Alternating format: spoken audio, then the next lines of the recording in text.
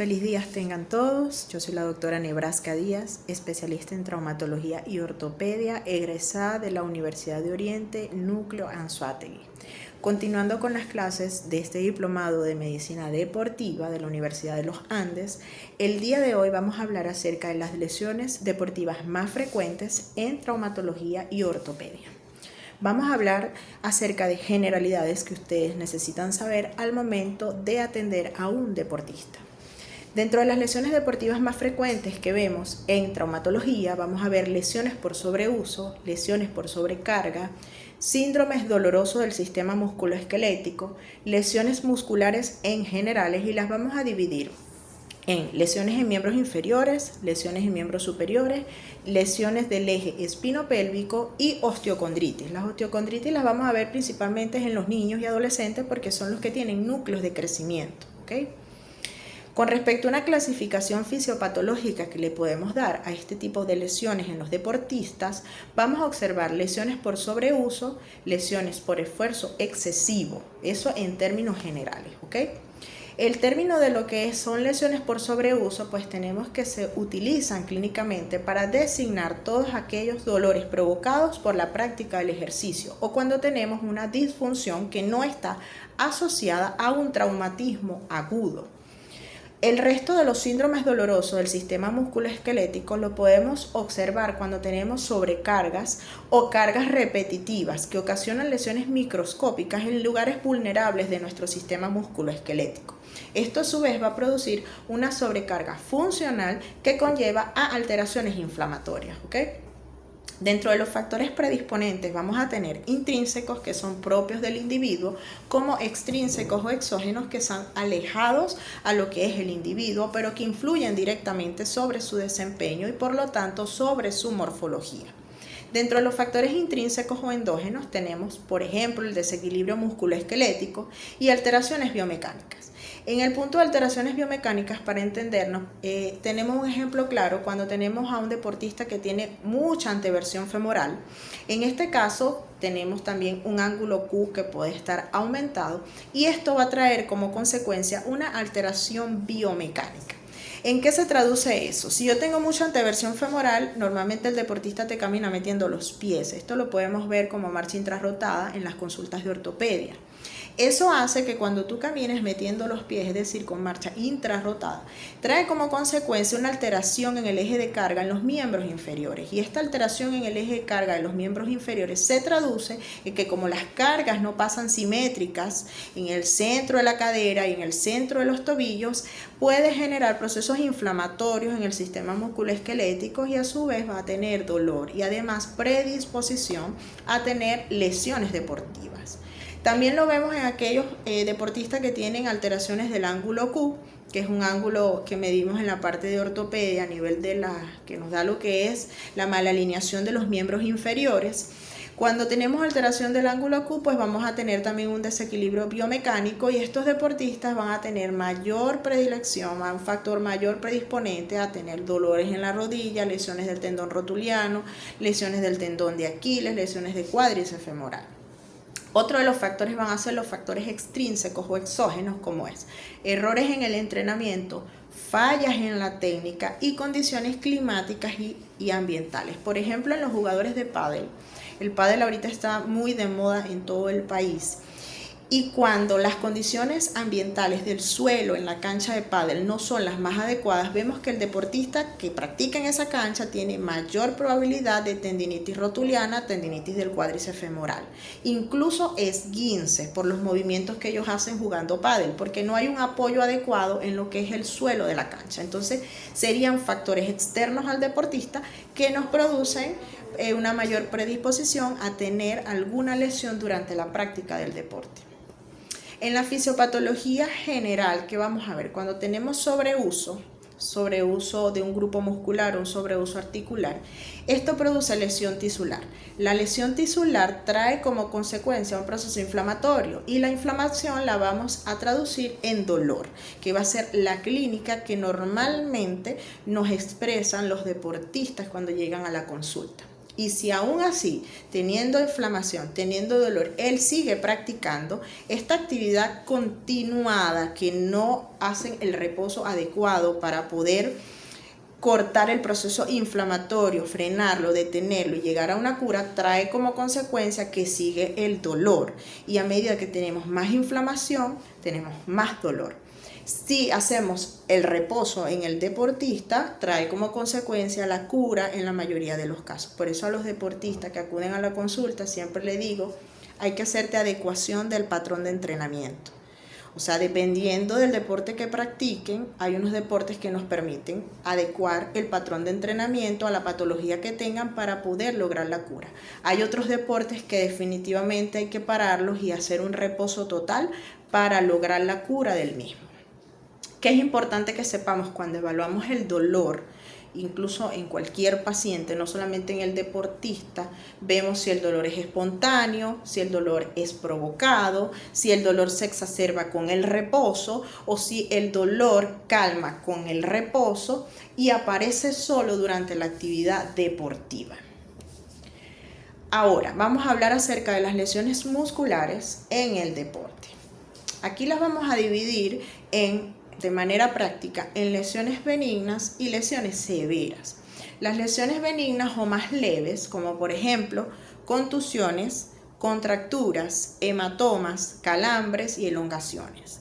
Las severas serían hernias, desgarros, rupturas, laceraciones. Entonces, dentro de esas, las más frecuentes que vamos a ver son las contracturas musculares, las distensiones musculares, los hematomas, las miositis, que es el proceso inflamatorio muscular, las hernias musculares y las rupturas musculares. Entonces, ¿qué es una contractura? La contractura la vemos cuando existe normalmente un trabajo excesivo de un músculo. Trabajo excesivo a repetición, sin periodos de reposo adecuados para la recuperación muscular. Esto trae como consecuencia que el músculo se acorte y haya una actividad errática muscular en ese momento, pero no tenemos un daño anatómico, como por ejemplo lo vemos cuando hay desgarros musculares. Cuando hay desgarros, se rompe una fibra, hay un daño anatómico. En el caso de la contractura es porque tenemos un sobreuso del músculo y hace que el músculo, como respuesta a la fatiga, se acorten sus fibras, y al acortar las fibras tenemos la contractura, que es muy dolorosa. En el caso de la distensión tenemos dolor y sensibilidad en todo el recorrido del músculo y el daño es más fisiológico que anatómico. El dolor normalmente aparece con los movimientos durante la práctica y en el reposo el dolor cede. El tirón muscular, tenemos ya un daño anatómico en las microfibrillas musculares, pero es un daño pequeño. Puede ir acompañando con hematomas, porque cada vez que una fibra muscular se rompe, pues vamos a tener la presencia de un hematoma de diversos grados de tamaño, ¿okay? El dolor es más marcado sobre el músculo. Cuando hacemos presión en puntos musculares, pues el paciente refiere que tiene dolor allí. Y hay dolor en el reposo que aumenta con el movimiento. Entonces, tenemos ahora el desgarro. El desgarro es ruptura de las fibras musculares. Los desgarros tienen varios niveles. Lo importante es saber cuándo estamos ante la presencia de un desgarro para remitirlo al área que el deportista necesita ser evaluado para que posteriormente se recupere y pueda incorporarse a su entrenamiento sin que esto repercuta de manera tan significativa en los récords que ellos tengan en su práctica deportiva. Contracturas musculares, como les dije, tenemos espasmos reflejos dolorosos, suelen ser de corta duración, normalmente por sobrecarga, también incluso cuando hay un entrenamiento con una técnica incorrecta más una sobrecarga, esto trae como consecuencia una contractura muscular. También hay medios ambientales como los medios fríos que favorecen a que el deportista pueda tener contracturas musculares. Alteraciones iónicas, porque se ha visto que en algunos deportistas tienen desequilibrios hidroelectrolíticos por la falta de una hidratación adecuada, porque hidratación no es nada más tomar agua, ¿ok? Hay que hidratarse con el agua, pero a veces tienen fallas en los electrolitos dentro de su cuerpo, y esta alteración iónica, por supuesto, que va a generar alteraciones musculares, porque la contractura muscular va a depender de un intercambio iónico, y si yo lo tengo alterado, estos minerales dentro del cuerpo, va a haber una contractura muscular. Los hematomas. Hematoma es el depósito de sangre sin límites precisos. Normalmente para que haya un hematoma hay ruptura de alguna estructura. Entonces, cuando se rompe la estructura, los vasos sanguíneos que están en su interior se rompen y sangran, y por eso hace un hematoma. El hematoma puede ser organizado o no, y normalmente es consecuencia a un traumatismo. Pueden ser superficiales o pueden ser profundos a nivel de la musculatura. ¿Cuáles son los síntomas que vamos a conseguir en los hematomas? El principal síntoma, el dolor, aumento de volumen y una fluctuación localizada, o sea, un área fluctuante localizada con un antecedente traumático del paciente. Te dice, me caí, me golpeé, caí de alturas, me doblé el pie, y cuando tú lo evalúas, pues tiene el dolor, el aumento de volumen y el área fluctuante con alteración funcional, dependiendo del músculo, el área anatómica que esté comprometida. El diagnóstico, como todos los diagnósticos que hacemos en la medicina, se va a basar en la anamnesis, una buena historia clínica, el interrogatorio y el examen físico. Luego nos vamos a las pruebas complementarias. Entonces, como les dije, antecedente de trauma. En la inspección vas a ver el aumento de volumen, un área fluctuante, dolorosa la palpación. Puede haber aumento de la temperatura local en esa zona. Si el hematoma es grande y superficial, se puede hacer un aspirado con una jeringa y vemos que hay sangre, pues, positivo para un hematoma. Y dentro de los exámenes paraclínicos, los estudios paraclínicos que podemos hacer para el diagnóstico, el más sencillo, confiable, de bajo costo y que lo tenemos a un mayor alcance en la mayoría de nuestras ciudades, es el ecosonograma. Entonces, con el ecosonograma nos van a medir el tamaño del hematoma, y hay hematomas que hay que evacuar, que tenemos que aspirar. Hay otros que, dependiendo de su localización, ellos progresivamente se pueden ir reabsorbiendo. Miositis. La miositis es el proceso inflamatorio del músculo, normalmente resultado de unas rupturas de fibras musculares, pequeñas microfibras musculares, y por traumatismos. Entonces, puede ser que venga acompañado con hematomas intramusculares. Dentro de las localizaciones más frecuentes donde podemos observar miositis en un deportista, tenemos el cuádriceps femoral como el primer músculo que más nos hace miositis en los deportistas, el músculo semitendinoso, el semimembranoso, el deltoides en el miembro superior, el dorsal ancho y el músculo recto anterior abdominal. Dentro de las manifestaciones clínicas de la miositis, el dolor, aumento de volumen, el paciente tiene limitación para hacer movimientos. Acuérdense que cada músculo hace un movimiento en el organismo, entonces dependiendo del movimiento que haga ese músculo va a presentar el dolor. Si yo tengo una miositis en el cuádriceps femoral, me va a doler para caminar y cuando haga la extensión, porque es uno de los principales extensores, y así sucesivamente. No vamos a tener, como en el hematoma, un área fluctuante, aumento de volumen con área fluctuante en el centro. En este caso no. Simplemente en el recorrido del músculo hay dolor y hay limitación para realizar el movimiento, el cual hace ese músculo que está lesionado. Para el diagnóstico, igual, la historia clínica es lo principal, con la anamnesis.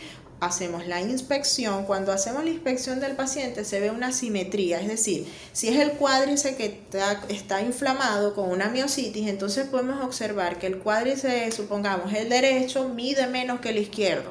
O sea, tenemos un cuádriceps más aumentado de tamaño que el otro, sin área fluctuante. Dolor a la palpación, sobre todo cuando hacemos compresión a lo largo de todo el músculo lesionado. Para hacer el diagnóstico nos apoyamos también en el ecosonograma. El ecosonograma en los deportistas es un muy buen estudio que podemos utilizar para hacer diagnóstico, para colocar tratamiento adecuado y para hacer un seguimiento en el tiempo. Es de bajo costo y tiene alta probabilidad de darnos un diagnóstico certero en los ojos capacitados para hacerlo. Entonces el eco musculoesquelético de verdad es un buen aliado a la hora de nosotros hacer diagnósticos en los deportistas, en la parte del sistema musculoesquelético. Hernias musculares. Las hernias musculares las vamos a observar cuando hay la salida del músculo a través de la vaina aponeurótica que está rota.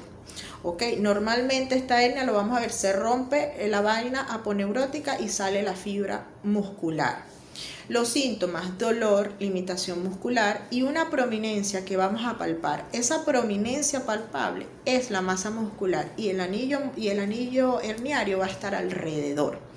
Entonces, generalmente no son mayores de 1 centímetro, en ocasiones pueden ser grandes. Es más frecuente verlas en el muslo y por lo tanto es más frecuente en los miembros inferiores, ¿ok? Los mecanismos de producción para una hernia muscular: traumatismo directo, que es el menos frecuente, un golpe directo en la zona, y traumatismos indirectos, como por ejemplo actividad física excesiva, repetitiva, sin reposo en un solo grupo muscular, y ese viene siendo el mecanismo más frecuente para la hernia muscular. Entonces, ¿cómo hacemos el diagnóstico de una hernia muscular? Bueno, primero la ecografía de partes blandas, aparte de la historia clínica, anamnesis, interrogatorio, examen físico, ya hicimos todo eso. Vamos con los paraclínicos. Tenemos la ecografía de las partes blandas, como ya les comenté, es una herramienta que vamos a usar, que tenemos a la mano y que la podemos utilizar para hacer un diagnóstico con certeza de nuestros deportistas. Ahí podemos medir el tamaño, ver cómo está el anillo de la hernia, incluso hacer un estudio dinámico. ¿En qué tipo de deportes vemos con mayor frecuencia las hernias musculares? En el alpinismo, en los esquiadores, en los levantamientos de pesas y en el fútbol. Rupturas musculares y tendinosas. Dentro de las rupturas musculares y tendinosas podemos clasificarlas en parciales o completas, según la extensión. Según la localización, la podemos tener en el vientre muscular, próximo a la unión músculo-tendinosa o próximo a la inserción del hueso. Entonces, esta es una clasificación que nosotros manejamos al momento de poder implementar el tratamiento del paciente. Según los mecanismos de producción para las rupturas musculares y tendinosas, tenemos sobrecargas excéntricas, golpe directo o laceraciones abiertas, o sea, heridas que me produjo la ruptura. Y dentro de los deportes más frecuentes, donde lo vemos, está el levantamiento de pesas, el atletismo, el fútbol y el tenis. En los miembros inferiores podemos observar que las rupturas musculares y tendinosas son más frecuentes en el cuádriceps femoral, en el vasto interno, la ruptura del músculo aductor largo, la ruptura del tendón de Aquiles y la ruptura de los gastrocnemios. Y en los miembros superiores vemos de la ruptura del supraespinoso, del bíceps braquial, del pectoral mayor y la ruptura o avulsión del tríceps. Dentro de las manifestaciones clínicas vamos a tener dolor y limitación funcional, ¿ok?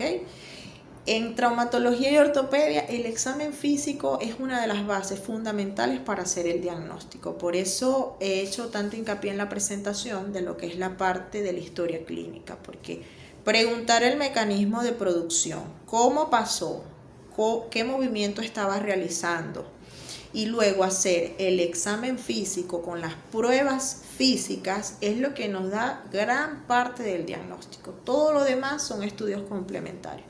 Yo a veces le digo a los pacientes, no me pases las rayos X sin yo evaluarte, porque una cosa es lo que yo veo en las rayos X y otra cosa es lo que yo veo en ti cuando te evalúo, porque en la traumatología trabajamos muchísimo con el examen físico para poder hacer un diagnóstico acertado.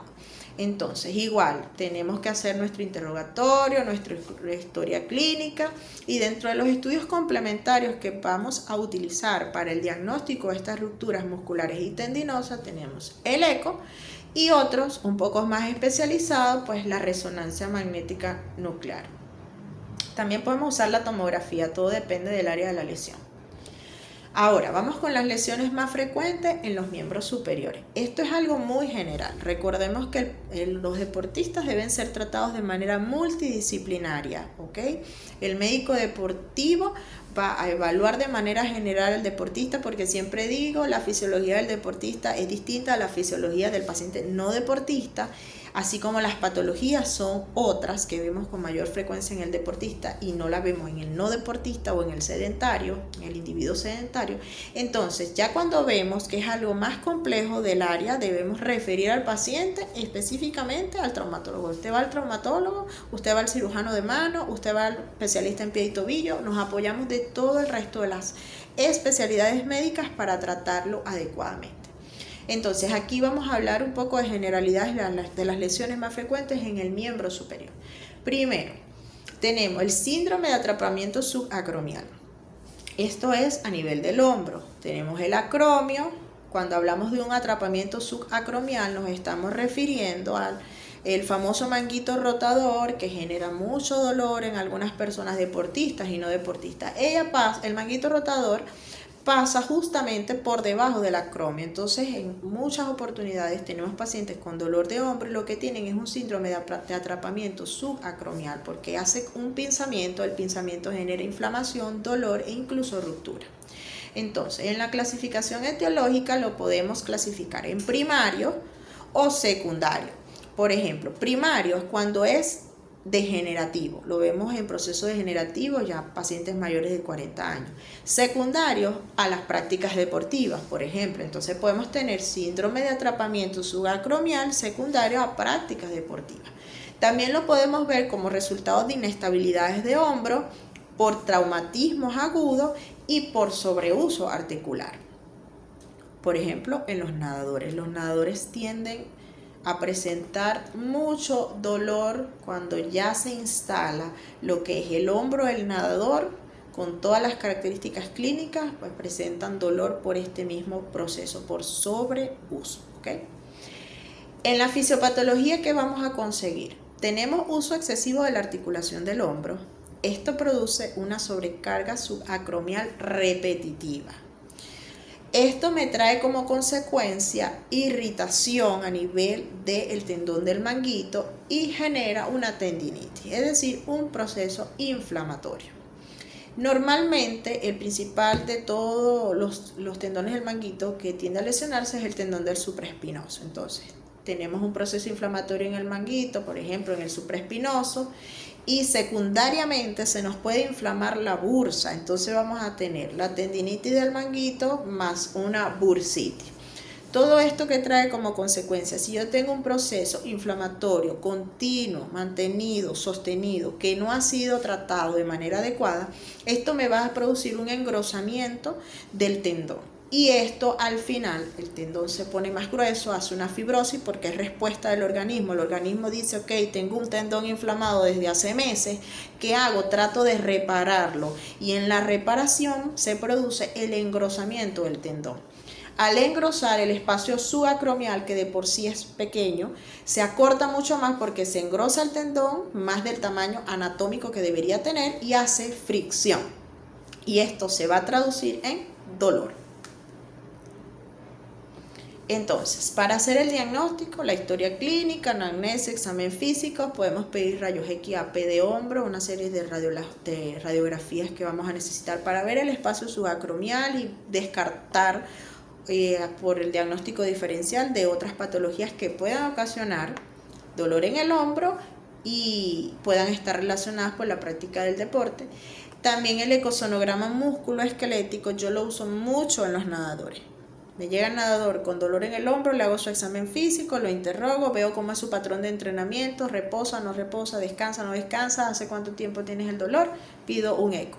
En el eco vamos a ver cuáles tendones están inflamados, si está inflamada la bursa, la cápsula, ligamentos, de verdad que es una herramienta muy buena. Y por supuesto tenemos la resonancia magnética, que es un estudio pues bastante preciso para hacer los diagnósticos. Pero tenemos a la mano el eco, lo podemos usar y así estamos más seguros del tratamiento que estamos colocando y con el eco hacemos seguimiento en el tiempo de la mejoría de los pacientes. Ahora, la bursitis. La bursitis es un proceso inflamatorio de las bursas. Sabemos que las bursas son como unas bolsas que tenemos entre músculo, tendón, tendón, hueso. O sea, son bolsas llenas de un líquido que nos ayudan a separar estructuras entre sí. Cuando ella se inflama, se llama bursitis. Por supuesto, al inflamarse, pues vamos a tener mucha más colección de líquido en su interior. ¿En dónde las podemos ver con mayor frecuencia en los deportistas? Pues en el marquito rotador, en la bursa subacromial, en la trocantérica y la subdeltoidea. Y esto puede venir asociado con calcificación del tendón del supraespinoso. ¿Okay? Las calcificaciones se dan cuando ya tenemos un proceso inflamatorio crónico que no ha sido tratado adecuadamente. Entonces el cuerpo en su proceso de reparación hace fibrosis y hace calcificación, tratando él solo de reparar la lesión. Para el diagnóstico, igual la historia clínica, podemos usar el eco y la resonancia magnética. Ahora vamos a hablar del hombro del lanzador. Esto es un síndrome clínico que puede presentarse en los deportistas jóvenes normalmente y se caracteriza por presentar una de estas condiciones que les voy a plantear. Tenemos afección del manguito rotador, proceso inflamatorio en la porción larga del bíceps y las bursas, inestabilidad del hombro, lesiones condrales, osteocondronecrosis, que sería ya en procesos más avanzados, atrapamiento del manguito rotador y desprendimiento de la glenoides, que sería también una lesión por sobreuso y un esfuerzo grande, extenuante. En el cuadro clínico que voy a tener dolor crónico en el brazo durante y después de la práctica deportiva. Tumefacción o aumento de volumen. Este dolor y este aumento de volumen puede estar en la axila, no nada más en el hombro. Muchos pacientes te dicen, pero es que me duele aquí abajo. Sí, pues el dolor puede referirse hacia el área axilar. Para hacer el diagnóstico, pues la historia clínica, rayos X, porque debemos descartar las fracturas que pueden estar asociadas, y ecosonograma, como le comenté, para ver las partes blandas, resonancia magnética y tomografía, todo dependiendo de la necesidad del paciente. Hombro del nadador. El hombro del nadador, normalmente este término lo usamos para englobar varias patologías o varios procesos inflamatorios que pueden presentarse en el hombro de los deportistas nadadores, normalmente por sobreuso, falla de técnica, sobreentrenamiento. Entonces, en este caso podemos observar que hay tendinitis del supraespinoso, una lesión en la cabeza larga del bíceps, daños en el labrum glenoideo, pueden haber desgarros en el manguito rotador, ¿ok? Todo esto nos trae como consecuencia que clínicamente el paciente presenta dolor, pero el dolor es progresivo. Y como les comenté, el dolor es por sobreuso. Cuando tú interrogas al deportista, ¿desde qué edad entrena? Desde los 4 años. Muchos nadadores entrenan desde pequeños, de los 4 años. Pero entonces ahorita tengo 20, pero entonces competí en tantos nacionales y me fui directamente a unas aguas abiertas. Después de las aguas abiertas la semana siguiente no descansé porque había otro campeonato para mejorar mis tiempos. Entonces tú ves que ha sido por sobreuso el proceso inflamatorio. Entonces vamos a tener una condición que lesión del manguito rotador por proceso inflamatorio, una tendinitis en la cabeza larga del bíceps y podemos tener una bursitis subacromial y daño en el labrum glenoideo. La incidencia lo vamos a ver entre un 40 y 60% de los nadadores. Yo siempre les digo, recuerden que no somos unas máquinas, somos seres humanos y el organismo se deteriora y a medida que tú lo vas sobreutilizando, él se va desgastando. Entonces la mayoría de los deportistas toleran mucho el dolor. Mucho el dolor, eso lo vemos en la práctica clínica. Entonces el típico deportista que te dice, a mí me duele ese hombro hace 4 años. Pero el dolor iba y venía, pero es ahorita que no tolero el dolor. Y cuando ves, ya está instalado el hombro del nadador. Normalmente el lado más afectado es por el lado donde ellos sacan la cabeza para respirar porque hacen mayor esfuerzo de ese lado. Y cuando hacen pruebas de velocidad, allí tienen mayor probabilidad de lesionarse. Cuando nosotros los evaluamos clínicamente, hay varias fases para el hombro del nadador. En la fase 1 es cuando el nadador tiene dolor solo después de la práctica deportiva, pero mientras está nadando no hay dolor. Y durante el nado no hay dolor, ni previo a nadar, sino que después que nado me duele el hombro. En la fase 2 hay dolor durante la actividad deportiva, pero todavía él tiene la capacidad de competir, porque el dolor no es incapacitante. En la fase 3, el dolor no permite entrenar ni competir. Y en la fase 4 ya afecta a la vida normal, fuera del agua y fuera del entrenamiento. Ya son en los casos más severos. Para el diagnóstico, igual la historia clínica, patrón de entrenamiento, cuántos días a la semana entrenas, descansas, cuántas competencias, así vas a competir ahorita en un nacional, cuántas pruebas haces. Todo eso va a tener la implicación clínica de lo que es el sobreuso, ¿ok? Entonces, rayos X, podemos pedir una placa, una radiografía para nosotros observar si hay adicional otro tipo de lesión, y el ecosonograma para las partes blandas o resonancia magnética. Es importante recordar que nosotros vamos a atender no solamente a adultos deportistas, sino niños y adolescentes. Aquí voy a hacer un break porque en el caso de los niños y adolescentes, recordemos que tienen núcleos de crecimiento y ellos tienen osteocondritis. Y nosotros debemos respetar los núcleos de los niños. Los niños no son adultos pequeños, ni el adolescente es un adulto pequeño. Adolescente es adolescente, niño es niño. Tienen potencial de crecimiento y ellos crecen a través de los núcleos. Nosotros debemos cuidar a ese atleta que está en desarrollo para que él pueda tener una vida deportiva útil larga. Porque si lo sobreentrenamos y lo lesionamos antes de tiempo, entonces es un paciente que va a tener una vida deportiva corta. O sea, un niño de 10 años que te haga múltiples entrenamientos deportivos extenuantes, sin descanso, sin respetar su anatomía como niño que está en crecimiento, vamos a ¿qué? A lesionarlo. Y si lo lesionamos, el niño no va a llegar a ser un deportista élite como todos queremos que sean nuestros pacientes deportistas. Entonces siempre es bueno hablar con los coaches. Yo siempre hablo con los entrenadores, aparte de hablar con el niño y con los padres. Ok, continuamos. Codo de tenista. En el codo de tenista tenemos dolor a nivel o cerca de los epicóndilos, ¿ok? Cerca del epicóndilo.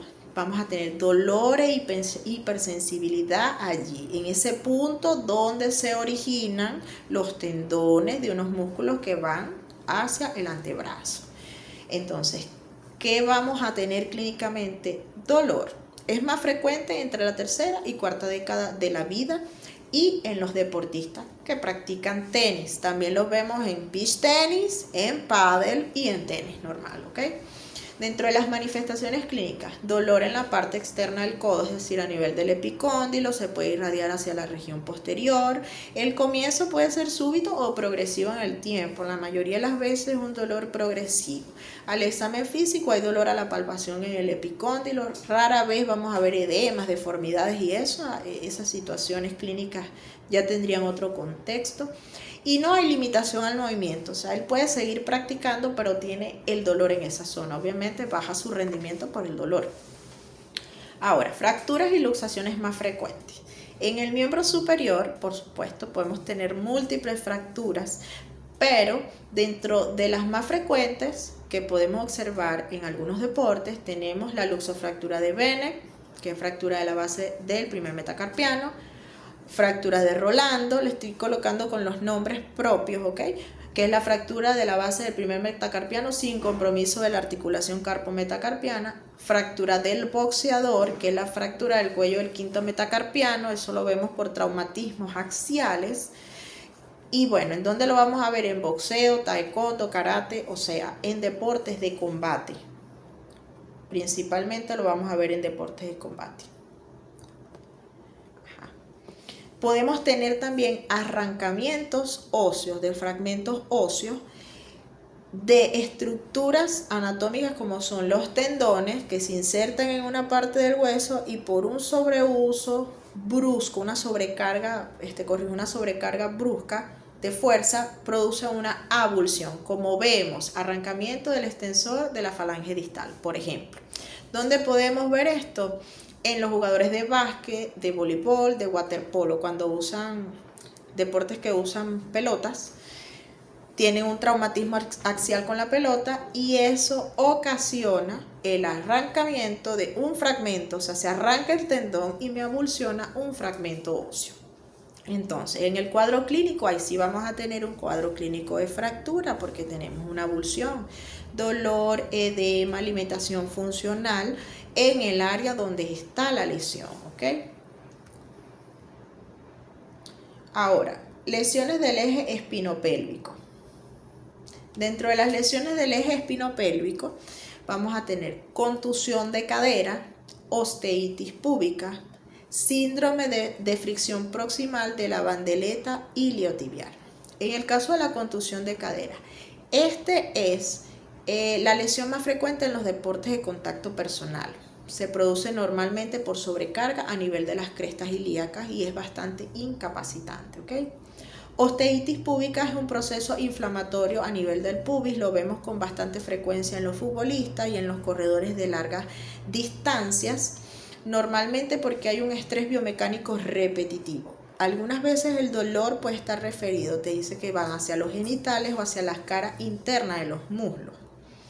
Síndrome de fricción proximal de la bandeleta iliotibial. Esta es una lesión por sobreuso, ocurre con movimientos repetitivos de flexo, extensión y rotación medial de cadera. Tenemos fascitis, podemos tener bursitis, que es inflamación de la bursa, incluso dolor a nivel del trocánter, con una trocanteritis y calcificaciones de la bursa. Cuando la bursa se calcifica es porque ya tenemos un proceso crónico, un proceso inflamatorio que primero fue agudo y luego evolucionó a la cronicidad.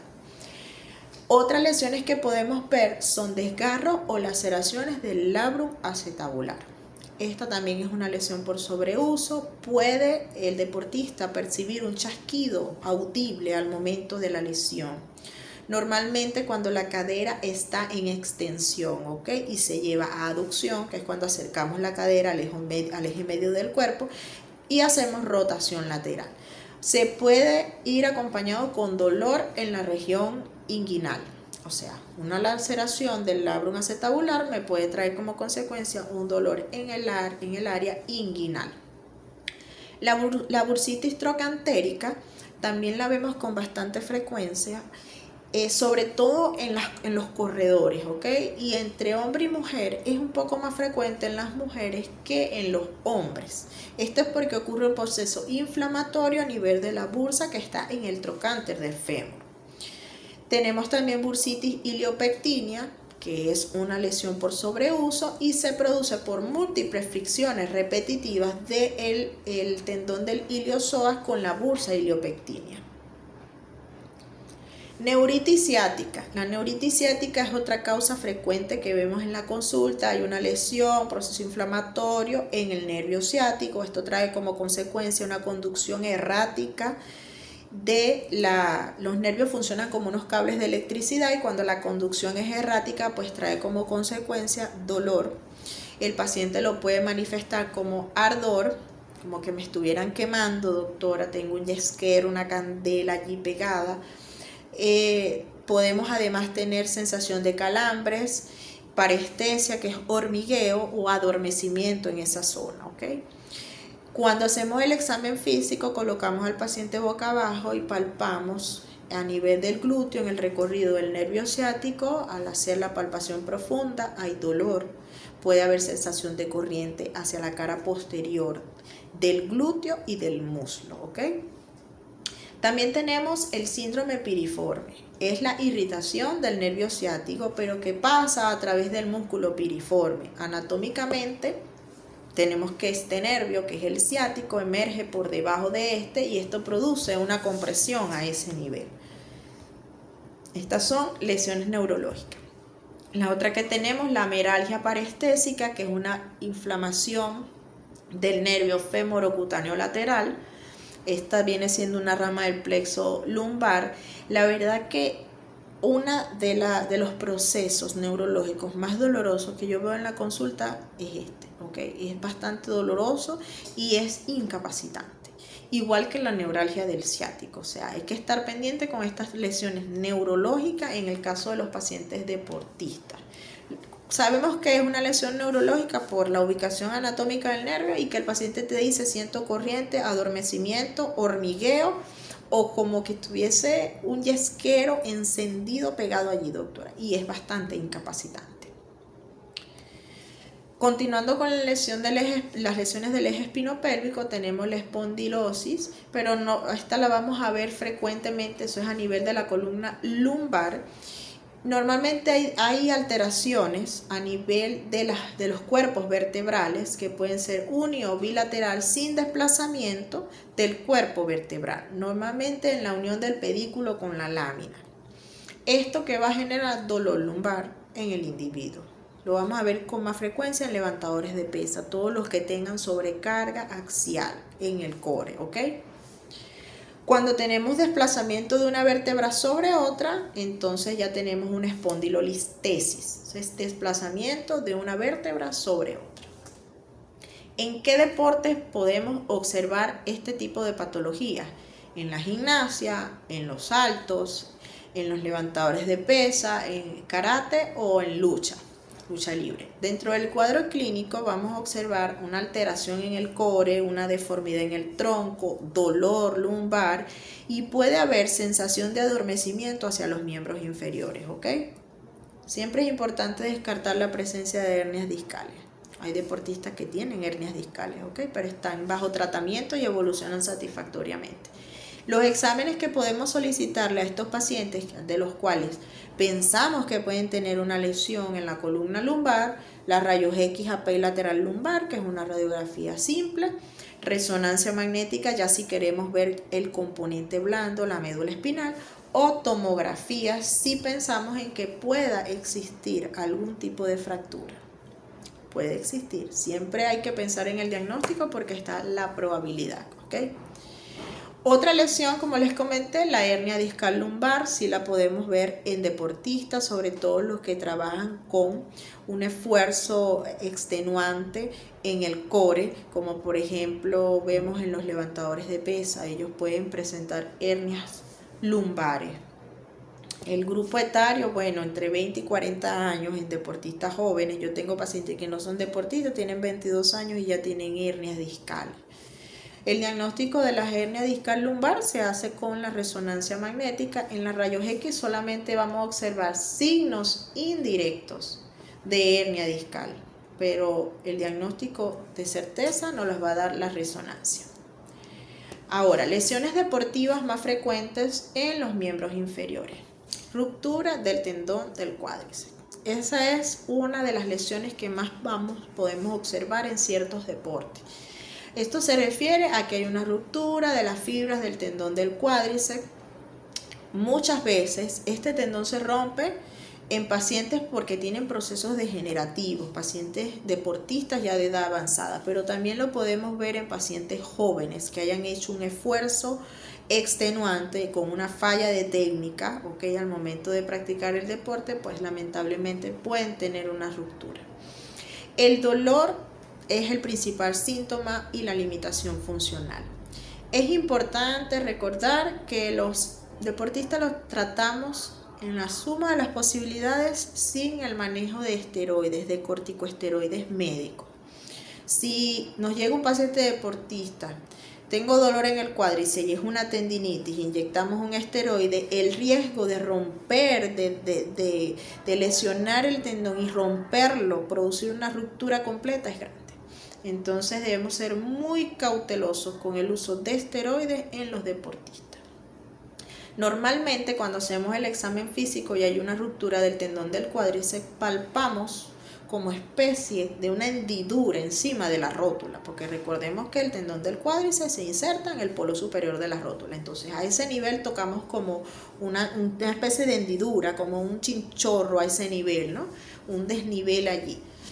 Lo otro es que hay dolor a la extensión de la rodilla y bastante limitación funcional. Todo va a depender del grado de ruptura que tenga, si es total o es parcial. En los rayos X, ¿qué podemos observar? Que la rótula cambia su dinámica, o sea, en vez de estar en una posición donde ella debe estar, va a estar un poco más baja, porque entonces voy a tener el tendón rotuliano funcionando y el del cuádriceps roto. Entonces el del rotuliano me jala la rótula hacia abajo, veo un desplazamiento inferior de la rótula. Siempre es importante hacer una radiografía para nosotros estar seguros de que en esa ruptura del cuádriceps no hubo una fractura del polo superior de la rótula. Otra lesión que podemos observar es la bursitis prerrotuliana y se ve bastante frecuente en deportistas jóvenes, proceso inflamatorio en la bursa que está a nivel de la rótula. Vamos a ver que hay dolor, puede estar incluso aumento de temperatura, hay edema a nivel de la rótula y entonces cuando hacemos el eco, solicitamos el eco musculoesquelético, vemos que hay un proceso inflamatorio en la bursa. Rodilla del saltador. Son síndromes dolorosos localizados a nivel de la inserción del tendón del cuádriceps y del tendón rotuliano. O sea, acuérdense que la rótula tiene dos tendones que la mantienen allí. El tendón rotuliano, que va desde el polo inferior de la rótula hasta la tuberosidad anterior de la tibia, y el tendón del cuádriceps, que va del polo superior, se inserta en el polo superior de la rótula. Entonces son dos tendones que forman parte de la dinámica de la rótula. En la rodilla del saltador podemos tener comprometidos estos dos tendones, ¿ok? Normalmente es por sobrecarga y lo vemos más que todo en deportistas jóvenes que practican deportes que impliquen saltos. Ejemplo, atletismo, voleibol, baloncesto. Todo deporte donde implique saltar. Los síntomas: hay dolor a la inserción de los tendones, tanto el del cuádriceps como el rotuliano, hay edema, hay signos inflamatorios. Puede palparse cierta rigidez ya en casos más avanzados porque los tendones por un proceso inflamatorio crónico se fibrosan y la fibrosis hace que los toques con un poco más de rigidez de lo normal. También podemos tener ruptura de los tendones. El diagnóstico se basa en la historia clínica, hacemos radiografías para ver cómo está la rótula, si tenemos alguna avulsión de algún fragmento de la rótula, de alguno de sus polos, superior o inferior.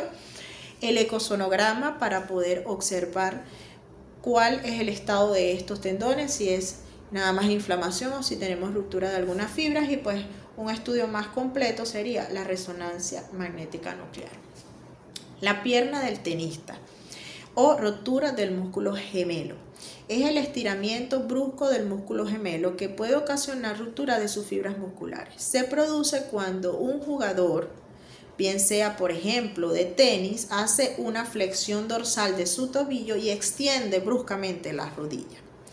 Los gemelos son los músculos gastrocnemios. Entonces, ¿qué vamos a tener como consecuencia? Dolor súbito a nivel de la pantorrilla, sensación. Algunos pacientes dicen que tuvieron sensación quemante cuando ocurre este tipo de ruptura. Se exacerba con la flexión. Hay equimosis o hematomas en el área de la ruptura y dificultad para ponerse de puntas, ¿ok? Entonces, el diagnóstico diferencial siempre vamos a recordar con la ruptura del músculo plantar delgado.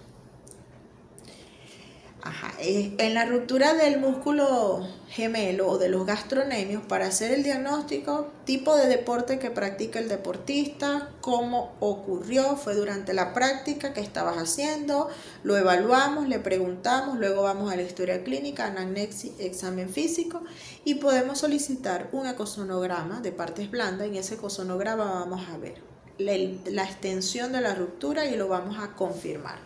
Y por supuesto la resonancia magnética, que es otro estudio que nos va a servir para ver a detalle todo lo que es la anatomía de estas partes blandas que se vieron afectadas. Lesiones de pie y tobillo. Las lesiones más frecuentes en el deportista, 75% los esguinces, ¿ok? Y de esos esguinces, el 85% es por inversión forzada del pie. Las estructuras que normalmente vemos afectada, los ligamentos colaterales, el ligamento deltoideo, principal estabilizador del tobillo. Si tengo una lesión, un esguince en el ligamento deltoideo, hay que tratar muy bien al paciente para que la probabilidad de inestabilidad residual sea muy baja. Podemos tener luxación sin fractura, pero luxación es cuando hay pérdida de la congruencia articular. y puede haber impactación tibio-astragalina anterior y posterior. Ya estos son unos temas un poquito más profundos. Cuando nosotros tenemos un esguince, recordemos que esguince es cuando tenemos la elongación brusca de un ligamento, que puede o no romperse. Puede ser que él se elongue y las fibras permanezcan intactas, como puede ser que se elongue y haya una ruptura parcial o haya una ruptura completa. De allí vienen los grados que manejamos en traumatología de esguinces, ¿ok? Que si mira, es grado 1, es grado 2, es grado 3, y de allí también viene el tratamiento que le vamos a poner al paciente. Pero siempre es importante recordar que el paciente que se esguinza una vez, si no es bien tratado y no hace su rehabilitación adecuada, tiene alta probabilidad de quedar con inestabilidad del tobillo y sufrir esguinces a repetición. ¿En qué deportes podemos ver? En muchos deportes podemos tener la probabilidad de que se lesione con un esguince de tobillo, por ejemplo, de básquet, voleibol, fútbol, los deportes de salto, de donde estás corriendo, los deportes como el tenis, ¿ok? Dentro de los síntomas, dolor, limitación funcional, edema, puede haber o no equimosis, o sea, que es lo que nos referimos con hemorragia. O sea, puede haber una equimosis o un hematoma. Todo va a depender del grado del esguince que sufra el paciente en ese momento. El diagnóstico, pues la historia clínica, que estabas haciendo, estaba corriendo y me torcí el pie. Lo doblé hacia adentro, doctor. Buscamos los hallazgos, descartamos una fractura con una radiografía y bueno, si no hay fractura, no hay luxación, tuviste un esguince y ponemos, dependiendo del grado, el tratamiento. Entonces, el ecosonograma nos puede ayudar para ver cómo está la condición del ligamento deltoideo y los demás ligamentos estabilizadores del tobillo, y si es una lesión muy grave, lo más recomendable es hacer una resonancia magnética para ver bien todos esos ligamentos y todas esas partes blandas. Rotura del tendón de Aquiles. Normalmente se pueden producir desgarros del tendón de Aquiles. Arrancamiento completo de la base del tendón de Aquiles es el tendón que se forma por la confluencia de los dos gastronemios, que son los músculos gemelos, y él se une, forma un tendón grueso que se va a insertar en el calcáneo. Entonces, la ruptura normalmente se produce por sobrecarga. Y esta sobrecarga produce un estrés y el estrés produce una contracción brusca de los gemelos y me ocasiona un arrancamiento del tendón, que puede ser parcial o total.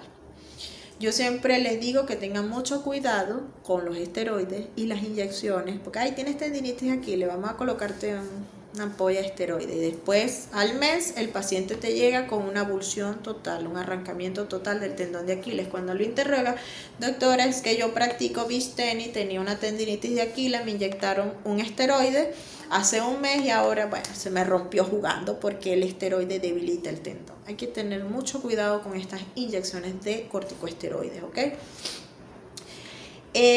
Pueden presentarse algunos factores predisponentes, por ejemplo, personas no entrenadas que comiencen un entrenamiento intenso.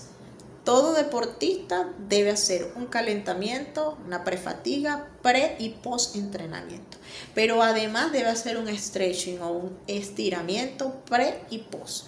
Esto para disminuir la probabilidad de sufrir una lesión, sobre todo en estos tendones tan importantes como Aquiles y cuádriceps y el tendón rotuliano.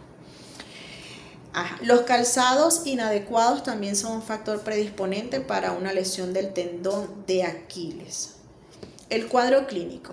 El paciente te dice, yo escuché cuando se rompió el tendón. Puede ser dolor intenso a nivel en la región distal de la pierna o en el retropié, sensación quemante. Puede haber sensación de haber sido golpeado, no puede ponerse en punta de pie, hay una tumefacción y un área hendida en la región del tendón de Aquiles. La maniobra de Thompson nos da positiva y cuando después que hicimos la evaluación completa del paciente y hacemos un eco, pues vemos que hay una ruptura del tendón. Dependiendo del grado de ruptura, se pone el tratamiento del paciente. Unas son quirúrgicas y otras no.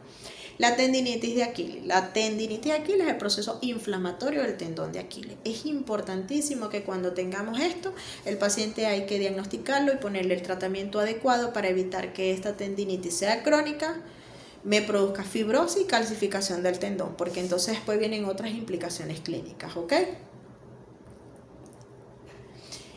Normalmente cuando tenemos la tendinitis en el tendón de Aquiles, esta puede tener una clínica que varíe. Un tendón doloroso al principio sin modificaciones morfológicas, o a medida que avanza el proceso inflamatorio, entonces ya el paciente va presentando un área enrojecida, ya tenemos otro tipo de síntomas que se van a ir aunando al inicio, que fue simplemente una inflamación de tendón. La peritendinitis son más raras, ¿ok? Las peritendinitis es proceso inflamatorio en las estructuras alrededor del tendón de Aquiles. Normalmente él está rodeado por grasa, pero esto puede inflamarse también y lo vamos a ver por eco. La profilaxis, como les venía comentando. Todo paciente deportista debe calentar antes de iniciar la actividad deportiva. Un calentamiento o una prefatiga adecuada es necesario para evitar la lesión. Debe hacer stretching o estiramiento pre y post, y la mayoría no lo hace. Nosotros tenemos que educarlos y explicarles porque esto es indispensable para disminuir la probabilidad de una lesión. De por sí el deporte es altamente lesivo y todo deporte trae inherente a él una lesión, una probabilidad de lesión. Nosotros lo que debemos hacer es tratar de disminuir la probabilidad de que nuestro deportista se lesione. Y cuando se lesiona, pues acortar el tiempo de recuperación y hacer todo lo que está en nuestras manos para que esta lesión no altere los récords que el deportista tenga actualmente. Dentro de las profilaxis tenemos condicionar la edad del deportista a las exigencias del entrenamiento. No es igual uno de 4 o 5 años, o uno de 50, uno de 15. La buena selección del atleta en su deporte adecuado. El tratamiento y corrección de alteraciones anatómicas que tenga. Tiene pie plano, tiene pie cabo, anteversión femoral, tiene genus varo, genus valgo. Yo quiero que sea un deportista de élite, pues esto hay que tratarlo a tiempo. Garantizar que se realicen los entrenamientos y la técnica correcta durante el entrenamiento.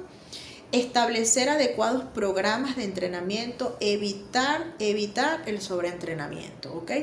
Garantizar el correcto equipamiento del atleta, es decir, que use los equipos que él necesita adecuados para hacer la técnica adecuada.